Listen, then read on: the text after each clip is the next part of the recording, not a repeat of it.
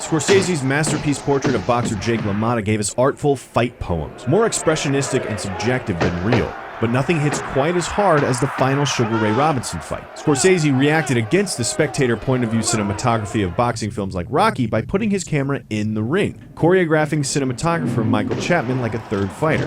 As for De Niro, he trained with the actual Jake LaMotta, putting in months of work and thousands of sparring rounds. He fought in 3 actual Brooklyn boxing matches, 2 of which he won. LaMotta even told De Niro he was good enough to make a career of it. Fortunately for us, he stuck with acting, but not before treating us to one of the most brutal boxing scenes of all time.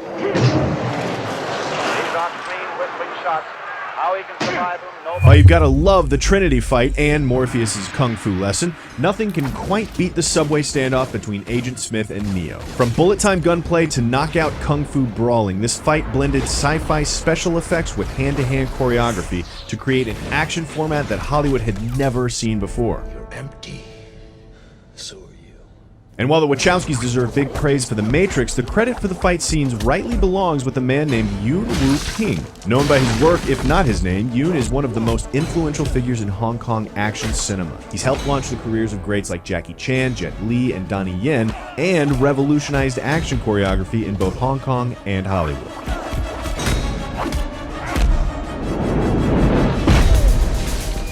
Lao 先生，请再抚一曲。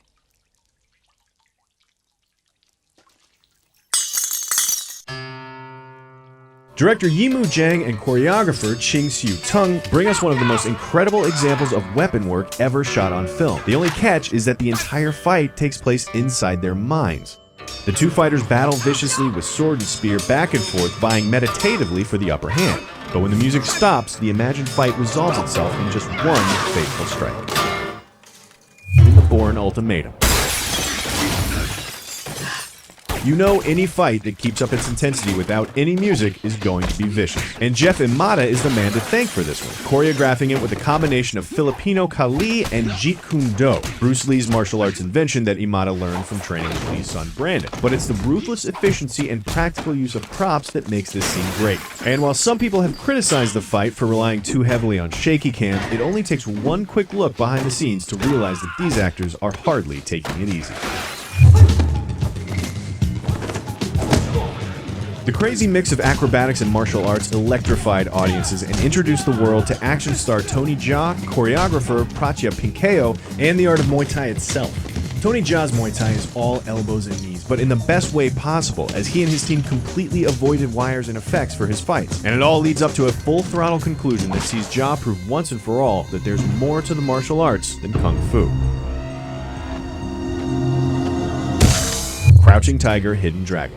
The 100-foot high bamboo fight is gorgeous, but the face-off that leads up to it is even better. Moving from Kill Bill's one kick-ass chick to 2 others and another entry from legendary choreographer Yuen Woo-ping, we've got to be talking about the fight between Ziyi Zhang and Michelle Yeoh.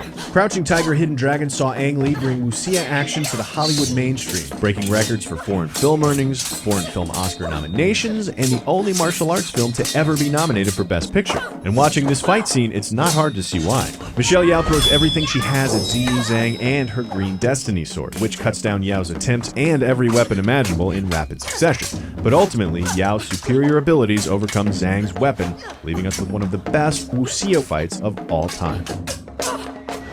We're talking about Donnie Yen. If you know him, it's probably from Ip Man, where he beats on fellow masters, northern challengers, Japanese generals, and even 10 black belts at a time. Or you might know him as Jet Li's opponent from our previously mentioned number 6 best fight ever, Hero, or their other incredible face-off in Once Upon a Time in China 2. You could remember him from his work in Iron Monkey, or his turn as a villain in Shanghai Knights, and you might even recognize him from a small role in Blade 2. But you probably haven't seen the incredible work he does in his breakout film, Killzone SPL. The final fight sees him and his mixed martial arts style squaring off against Hong Kong action choreography legend Sammo Hung. But that's not our pick either.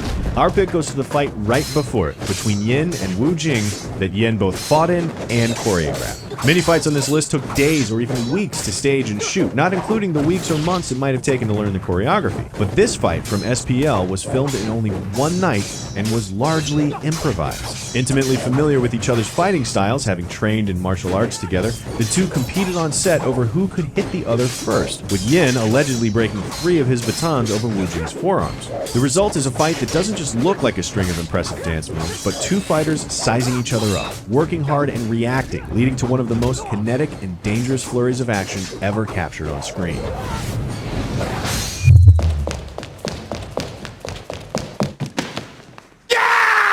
Volume 2 has a great fight between the Bride and L Driver. We've got to hand it to the slaughter that is the Crazy 88 battle in Volume 1. Although, an honorable mention goes to the Gogo Yubari fight immediately before it. Tarantino's loving send-up of the 70s kung fu flick is all kinds of awesome, and the Crazy 88 fight is campy in all the best ways. From the eye pluck, to the sound as they run up the stairs, to the very notion of the Bride fighting so many bad guys at once. But the fighting itself is top-notch, and that's thanks again to Yuen Woo-ping's world-class choreography. With 2 spots left, at least one of them has to go to Jackie Chan. Now, we could fill this entire top 10 with Jackie Chan fights and still feel like we'd left some out, but for our number 2, there can be only one. But how to choose? There's the early Jackie Chan just discovering his new brand of action comedy as choreographed by Yuen Woo-ping, like Drunken Master, or the brutal one-on-one duels staged by Sammo Hung in movies like Wheels on Meals and Dragons Forever. Of course, Chan is best known for his inventive use of props with his stunt team, like in the ladder fight from First Strike or the warehouse fight from Rumble in the Bronx. But our number 2 goes to the final factory fight in Jackie Chan's masterpiece, Legend of the Drunken Master. What the hell is that? What does it mean when there's a picture of a skull? Oh, good stuff.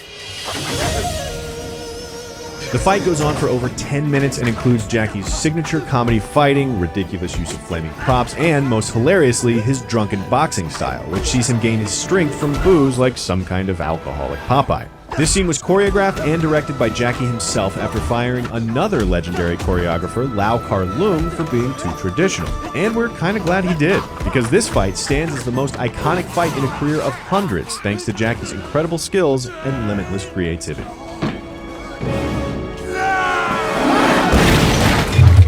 You have offended my family, and you have offended the Shaolin Temple.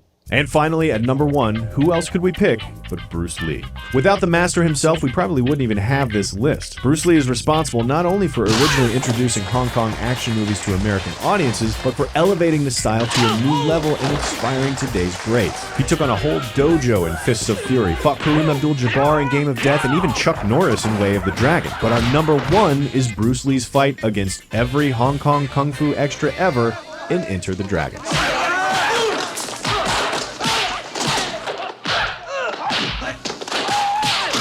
Not only is this fight a perfect example of Bruce Lee's landmark kicking, his nunchuck skills, and his ridiculously ripped abs, but it's also one of Jackie Chan's earliest roles. And while Lee's choreography certainly isn't as intricate or as polished as his successors, there's a trademark lethality to his every move that makes them look like they could actually kill you. And they probably could. Lee is famous for knocking over men twice his size with a 1-inch punch, fighting any person on set who would walk up to him with a challenge, and inventing his own martial art. He's truly one of the greatest martial artists of all time, and we have him to thank for a tradition of incredibly talented fighters kicking the crap out of each other for our entertainment.